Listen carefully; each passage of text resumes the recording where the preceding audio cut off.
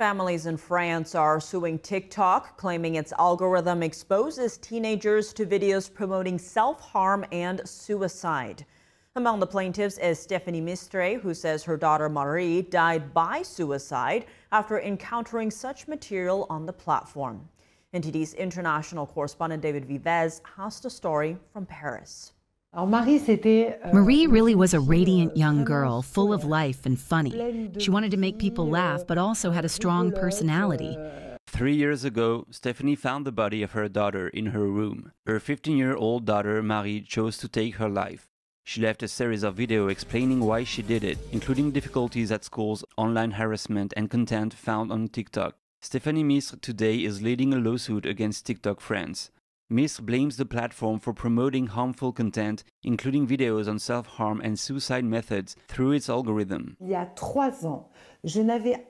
3 years ago, I had no idea what kind of content social platforms were pushing towards my daughter. If I had imagined that the content had to do with child sexual abuse, rape, physical violence, violence in general, ways of killing oneself and promoting suicide, and she already had limits on her screen time, I would have never given my blessing for this application.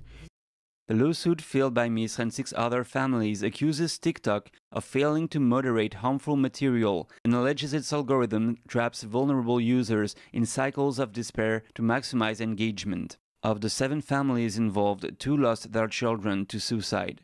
In response to the lawsuit, TikTok says it prohibits content promoting self-harm and suicide and employs 40,000 moderators globally, including French speakers, to remove such material. The company also said it refers users who search for suicide-related videos to mental health services. However, critics argue that TikTok's moderation falls short.